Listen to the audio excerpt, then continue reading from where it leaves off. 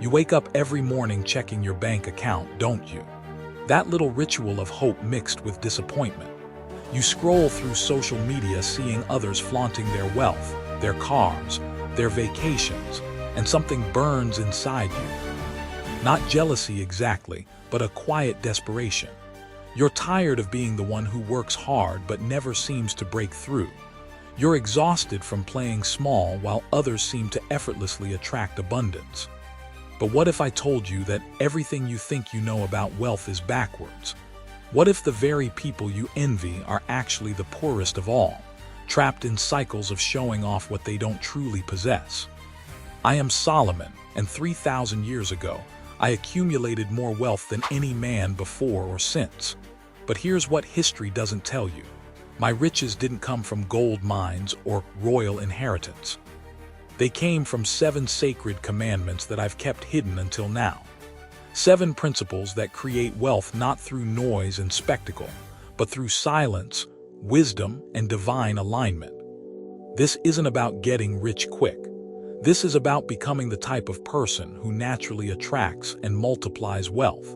This is about transforming from someone who chases money into someone whom prosperity seeks out. When you understand these 7 commandments, you won't just change your bank account.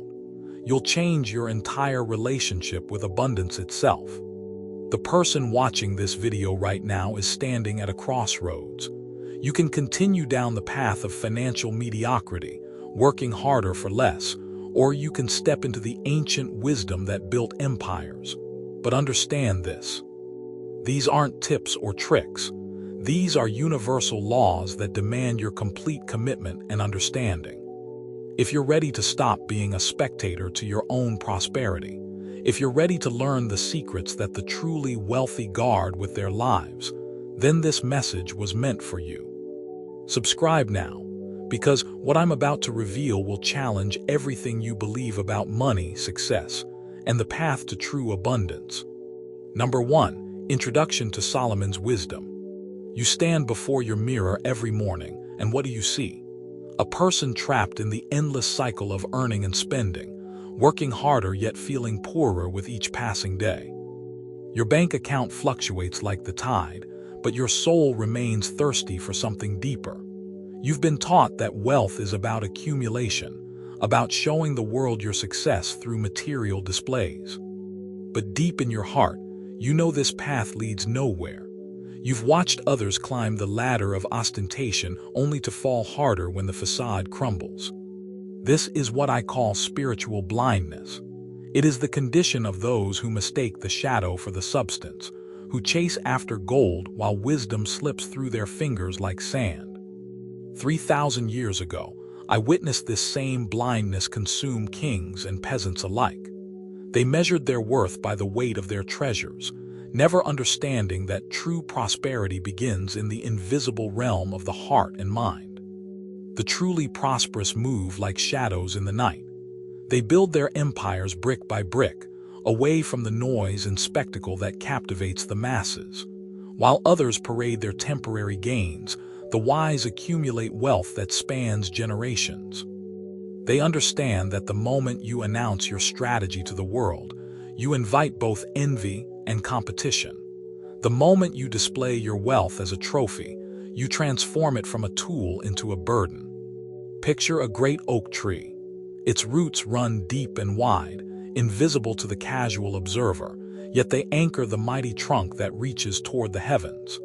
The foolish admire only the branches heavy with leaves, never understanding that the tree's true strength lies in what cannot be seen. This is the nature of divine prosperity. It grows from hidden depths, nourished by principles that transcend the material realm. I remember a merchant who came to my court, boasting of his golden caravans and jeweled warehouses. He spoke loudly of his riches, inviting all to witness his success. Within 3 years, he had lost everything to thieves who had heard his boastful words and to business partners who envied his fortune. Meanwhile, a quiet scribe in my service, who spoke little and lived modestly, accumulated enough wealth through wise investments to purchase the merchant's former estate. The difference was not in their starting capital, but in their understanding of prosperity's true nature. This moment marks the beginning of your transformation. You must choose to abandon the path of spiritual blindness and embrace the ancient wisdom that has enriched souls for millennia. The 7 commandments I am about to share are not modern tricks or temporary strategies. They are eternal laws woven into the very fabric of existence, principles that governed the rise and fall of empires long before your ancestors drew breath. Begin today by examining your relationship with money. Do you serve it, or does it serve you? Do you chase after gold like a dog chases its tail, or do you allow wisdom to guide your steps toward lasting abundance? Write down every financial decision you've made in the past month. Look for patterns of fear, greed, or desperation. These patterns reveal the spiritual blindness that keeps you bound to cycles of scarcity. True wealth begins the moment you stop trying to appear wealthy and start becoming worthy of wealth's trust.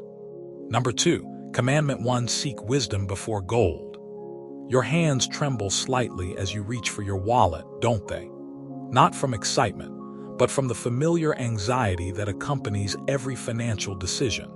You've been conditioned to believe that money solves problems, yet each dollar you earn seems to multiply your worries instead of diminishing them. You lie awake at night calculating expenses, planning purchases, wondering if you'll ever have enough. This restlessness is the curse of those who seek gold before wisdom. When the divine voice offered me anything my heart desired, I could have asked for mountains of gold, armies of warriors, or years beyond counting. Instead, I requested wisdom to govern justly and discern between good and evil. The world thought me foolish for choosing understanding over treasure, but wisdom became the key that unlocked every vault, the seed from which all prosperity grew. Gold without wisdom is like a sharp sword in the hands of a child, dangerous and ultimately destructive. Imagine a man who inherits a vast library but cannot read. The books contain the secrets of ages, formulas for wealth creation, strategies for building empires, yet they remain meaningless symbols on forgotten pages. This is the fate of those who accumulate money without understanding its principles. They become wealthy in appearance but poor in reality, rich in possession but bankrupt in purpose. Their gold becomes their master, and they serve it with increasing desperation until it consumes them entirely. I once knew a king who ruled over lands rich with gold mines. His treasury overflowed with precious metals, yet his kingdom crumbled from within.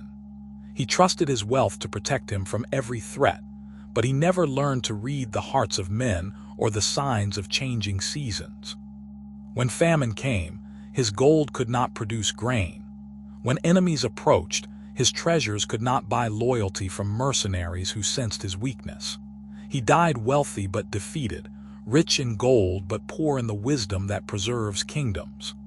The transformation begins when you realize that every financial struggle in your life stems from a decision made without sufficient wisdom. The unpaid debts, the failed investments, the money lost to deception, all trace back to moments when you acted on emotion rather than understanding. Poverty is rarely about the absence of money. It is almost always about the absence of wisdom in managing whatever money exists. Starting today, invest in your mind before you invest a single dollar elsewhere. Read about successful people and study their decision-making patterns. Learn to recognize the difference between assets and liabilities, between investments and expenses. Before making any purchase beyond basic necessities, ask yourself 3 questions. Does this serve my long-term goals? Does this multiply my resources or merely consume them? Am I buying this from wisdom or from emotion? Let these questions become your guardians against foolish spending. Remember, gold is temporary, but wisdom transforms everything it touches into eternal value. Number 3, Commandment 2, silence as the armor of the prosperous. The words burn in your throat, don't they? The desperate need to tell someone about your plans, your dreams, your financial breakthroughs. You scroll through social media, fingers hovering over the keyboard, wanting to announce your latest investment or business venture. The urge to be seen, to be validated, to prove your worth through public displays of progress consumes you like fire.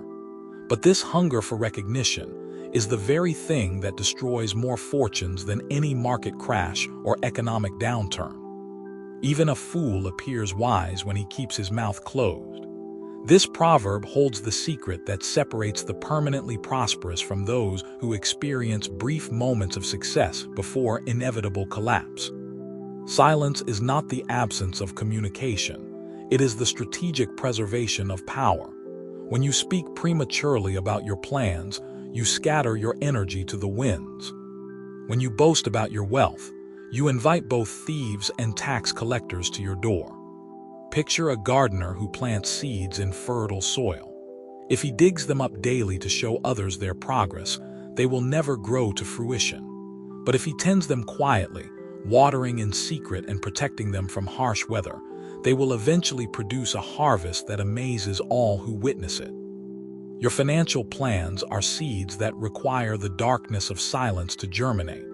Expose them too early to the light of public scrutiny, and they wither before they can take root. There was a time when two merchants approached me seeking wisdom about expanding their trade routes.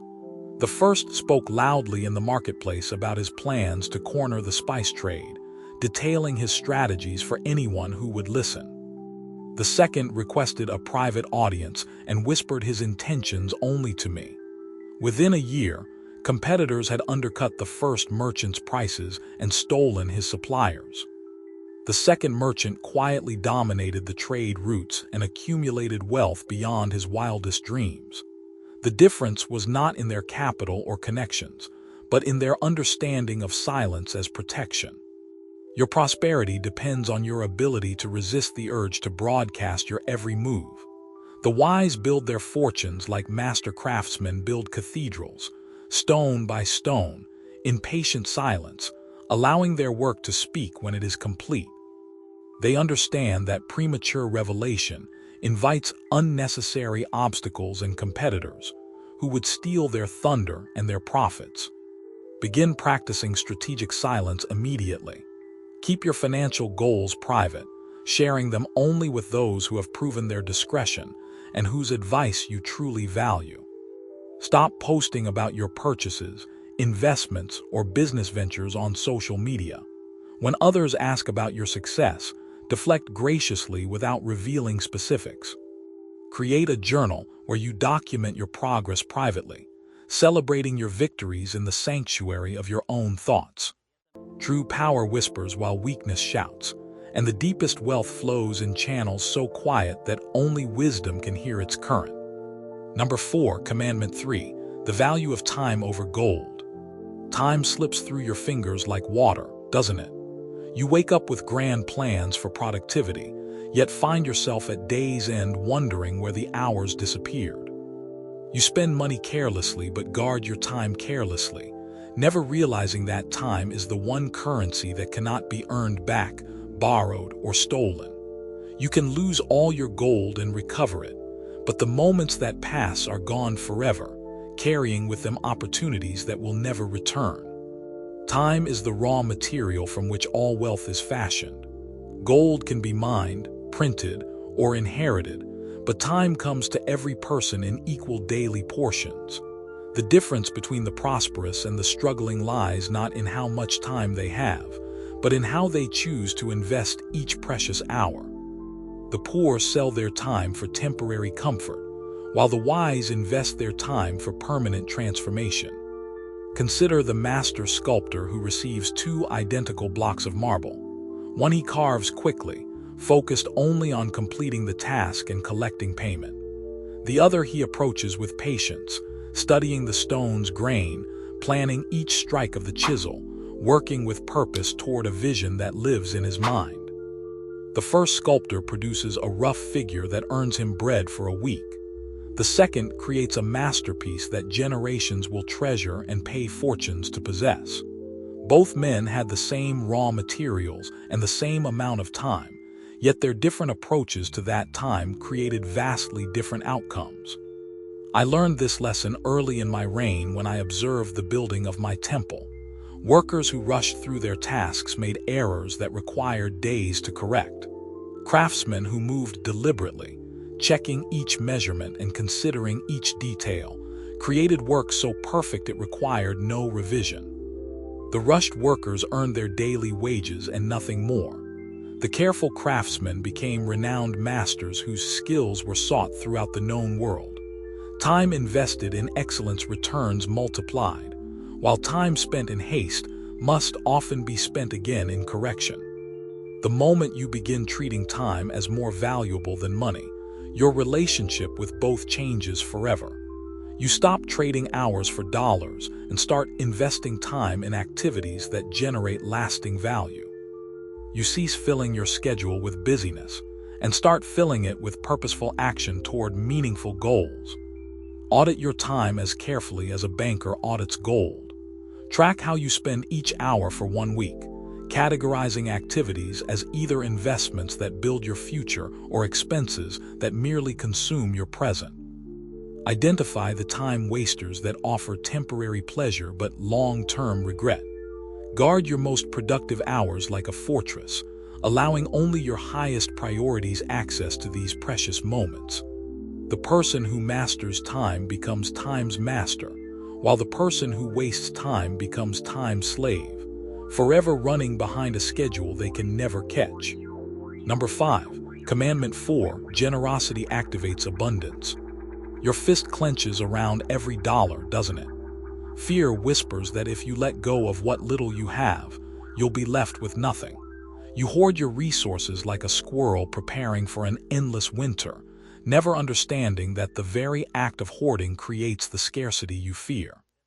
The tight grip that you think protects your wealth actually strangles its growth, cutting off the circulation that allows prosperity to flow and multiply. The divine economy operates on principles that defy human logic. In the material world, giving means having less, but in the realm of true abundance, giving creates space for more. When you hold money with an open hand, it becomes a living seed that grows in the soil of generosity. When you grasp it with a closed fist, it becomes a dead thing that corrupts in the darkness of selfishness. Generosity is not about giving away your security. It is about investing in the invisible laws that govern all prosperity. Picture a river that flows freely through the landscape, nourishing everything in its path. The river gives constantly, yet never runs dry because it remains connected to its source. Compare this to a stagnant pool that receives water but gives none away. Over time, the pool becomes polluted and lifeless, while the river continues to support abundant life along its banks. Money in your hands is meant to flow like that river, carrying blessing downstream while drawing fresh resources from the eternal spring of divine provision. In my youth, I witnessed a remarkable merchant whose business practices defied conventional wisdom. While other traders maximized their profits by giving the minimum value for the maximum price, this man included small gifts with every transaction and often charged less than his goods were worth. His competitors mocked him for poor business sense. Yet within 5 years, customers traveled from distant lands specifically to trade with him, and his wealth surpassed all who had ridiculed his generosity. His giving had created a reputation that became more valuable than gold, drawing abundance to him from sources his competitors could never access.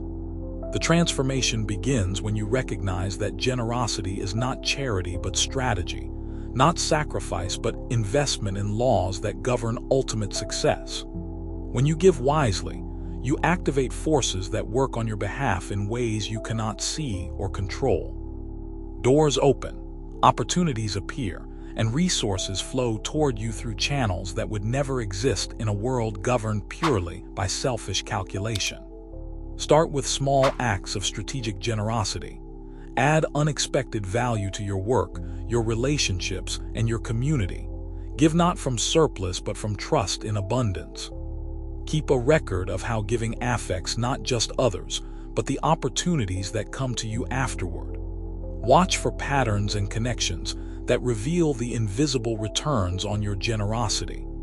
The hand that gives is always higher than the hand that receives, and abundance flows toward those who prove themselves worthy conduits of blessing, rather than merely collectors of treasure. Number 6. Commandment 5. Discern the advice you receive. The voices surrounding you create a chorus of confusion, don't they? Everyone has opinions about your money, your career, your investments, your future. Family members who struggle financially offer advice on wealth building. Friends drowning in debt counsel you on smart spending. Social media influencers who rent their lifestyles preach about authentic success. You find yourself pulled in countless directions by people whose own lives provide no evidence that their advice leads anywhere worth going. Your prosperity depends not only on the decisions you make, but on the voices that influence those decisions. Bad counsel can destroy years of wise effort in moments of poor judgment. The difference between the successful and the struggling often lies not in their intelligence or circumstances, but in their ability to distinguish between opinion and wisdom, between those who speak from experience and those who speak from ignorance dressed as expertise. Imagine a traveler seeking directions to a distant city. One guide points confidently down a smooth path, speaking eloquently about shortcuts and easy routes, though he has never made the journey himself. Another guide says little but bears the dust of many roads and the scars of difficult passages. His directions are more complex, requiring effort and patience, but he has walked the path and arrived at the destination many times. The wise traveler follows the second guide, while the foolish follows the smooth talker and wanders lost in circles for years. I remember a young prince who sought my counsel about ruling his future kingdom. His courtiers filled his ears with flattery and easy promises, telling him what he wanted to hear rather than what he needed to know. They spoke of conquering enemies through aggression and enriching the treasury through heavy taxation.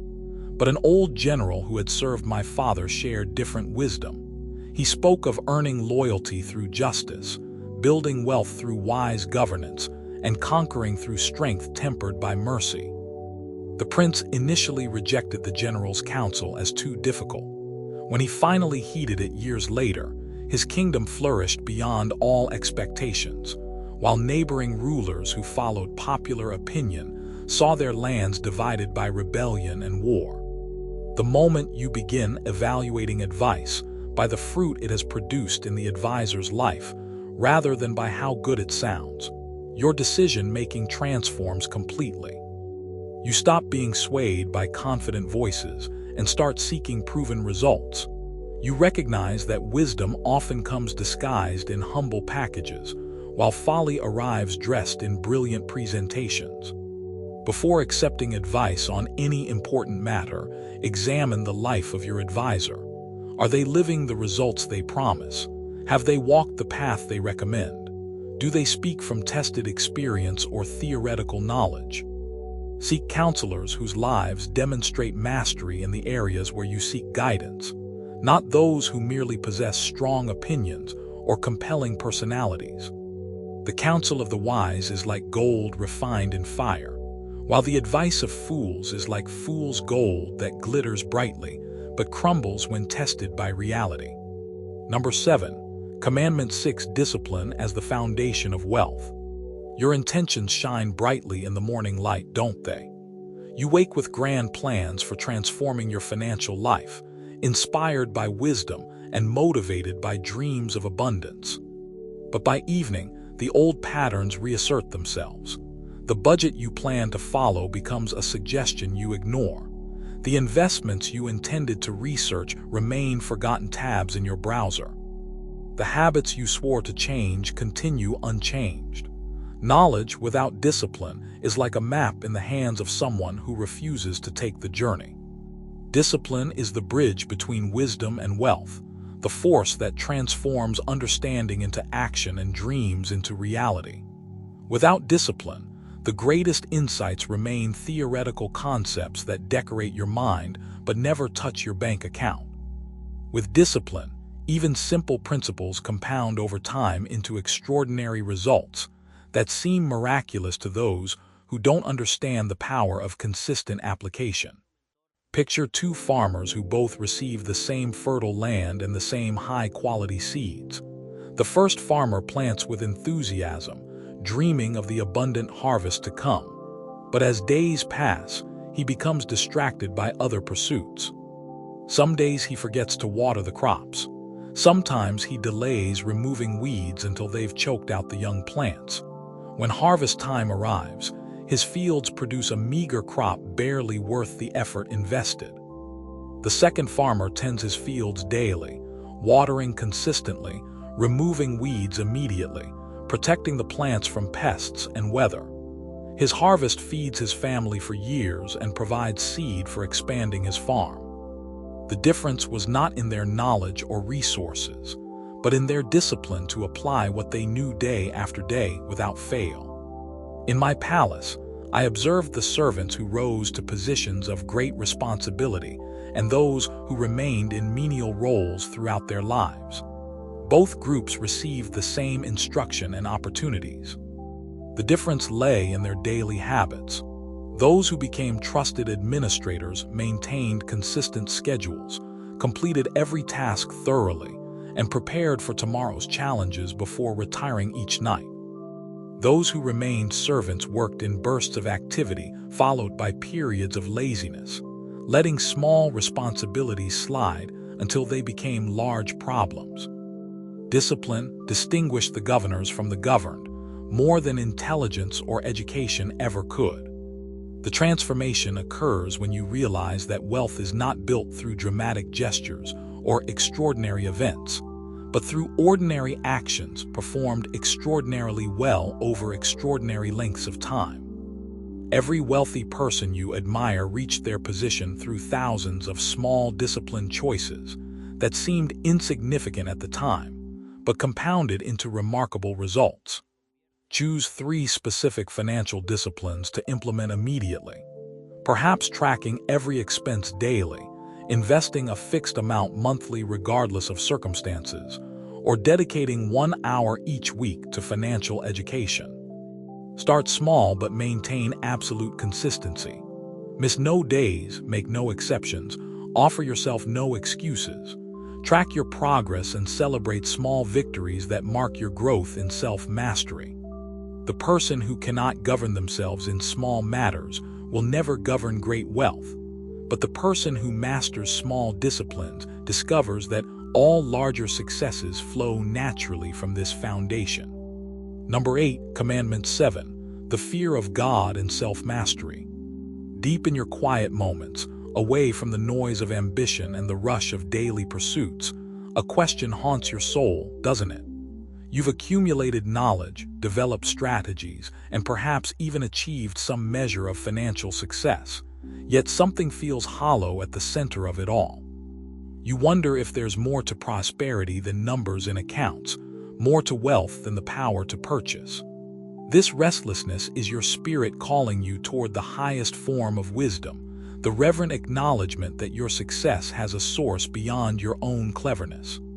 The fear of the Lord is the beginning of wisdom, and wisdom is the beginning of all true prosperity.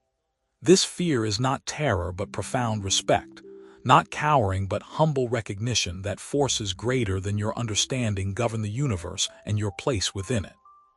When you operate from this reverent awareness, your ambitions align with eternal principles, your wealth serves purposes beyond self-gratification, and your success becomes a blessing rather than a burden. Consider the mighty cedar that grows on the mountain peak. It reaches toward heaven with confidence, its branches spreading wide to catch the sunlight, yet its roots anchor deep into the bedrock beneath. The tree grows tall because it acknowledges its dependence on elements beyond its control, the soil that feeds it, the rain that nourishes it, the sun that powers its growth. It does not boast of self-sufficiency but thrives through humble cooperation with the natural order. This is the posture of true prosperity, ambitious yet humble, confident yet dependent, successful yet reverent. I learned this lesson through the weight of absolute power. When every person in my kingdom bowed to my will, when my treasures exceeded measurement, when my wisdom was sought by rulers across the earth, I could have believed that I was the source of my own greatness. But late at night, alone in my chambers, I felt the vastness of what I did not know, the mystery of forces that shaped kingdoms and destinies beyond any mortal understanding. My greatest wealth came not from what I could control, but from my willingness to align with what I could not control but could learn to serve.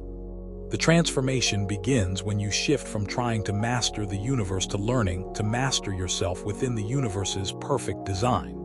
Self-mastery becomes not a tool for domination, but a discipline of alignment, a way of harmonizing your desires with divine purpose until your success becomes an expression of eternal principles rather than personal achievement.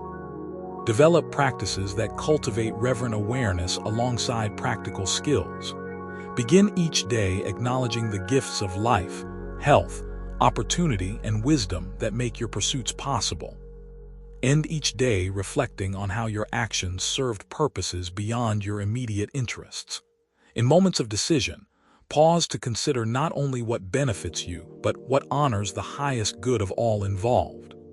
The person who fears nothing but their own selfishness discovers that true prosperity flows toward those who prove themselves worthy stewards of blessing, rather than merely successful accumulators of treasure.